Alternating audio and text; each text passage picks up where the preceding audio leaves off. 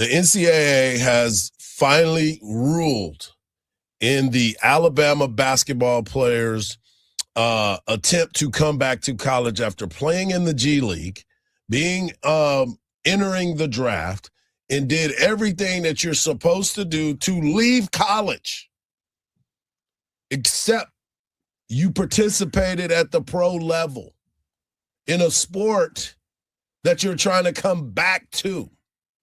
Now he was playing. He had a temporary injunction, a restraining order, where he could be able to go and play in these ball games. But the judge has finally decided that, nah, bruh, this isn't something that you're supposed to be doing.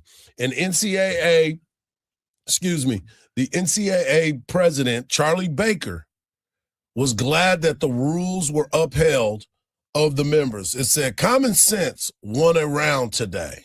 The court saw this for what it was, an attempt by professionals to pivot back to college and crowd out the next generation of student athletes. College sports are for college students, not for people who already walked away to go pro and now want to hit the undo button at the expense of a teenager's dream. Now, that is something that I have been talking about for quite some time. As a kid, we grow up and we have these dreams and admirations of being just necessarily a professional, but you want to work your behind off to get a college scholarship. And now we have pro players that are allowed to come back after they have left to come back into college to push away. After they fail. Right, and push away the opportunity for some of these younger kids to get an opportunity to come to college and develop.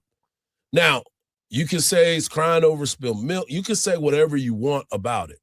But back in our day, you came to college to get to the next level. And once your time is done, you left.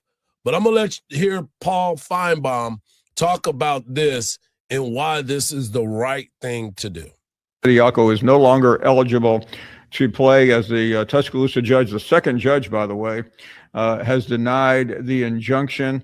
It could have major ramifications, and the big question now is, will the NCAA try to? It's hard to take these games away, but certainly they could, especially with the SEC commissioner siding with the NCAA. That's another factor to. By the way, the SEC athletic directors are currently meeting right now while this is going on. But to wrap it up before we get back to the calls, a Tuscaloosa judge has denied Bediako's motion for a preliminary injunction to allow him to keep playing. And I'm glad that happened, because right now you start looking at the standings, right? And you're trying to figure out, how is this going to help in the seedings? Well, number one, most of the teams will be in the SEC tournament. Alabama's no different. They're 6-4 right now in the SEC, 16-7 on the season. But the realization of it all is, I don't care. I don't want them to be affected by this. I don't want them to have to lose games. I don't want them to have to, because the rule was in place for him to be able to play. But why did the judge in the first place allow this? And come to find out that he's a donor. Yeah. He's like an alum. You're right. It's like, okay, we got a chance to have a player his caliber come back. Yep. Yes, let's do it. Well, I've had multiple conversations. I have multiple conversations with some people involved at some higher levels. And the one thing that I continue to go back to is, why can't Mark Henry and I and Marcus, as we're the heads of these situations, that we say no as a group? We're not allowing that to happen in our sport. This has become ridiculous that Coach Vic Schaefer talked about this the other day, because someone asked him at our presser about recruiting internationally. And he says, because of the way that the rules are set up, why would I not? And I agree with that. If the rules say this for right now, that you can go across overseas and you can get a Luka Doncic who's been playing in the league since he was 15 years old, and you can get him to come and play in college, why wouldn't you if the rules state that?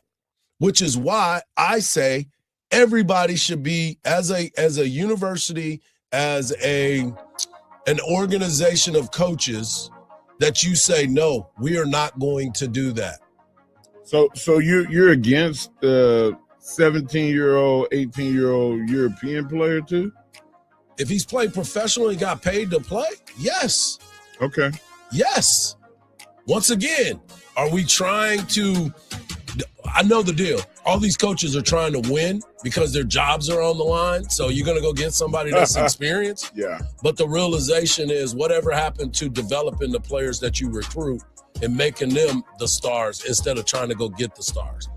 Development is important no matter what you're doing. Hour number 1 is in the book.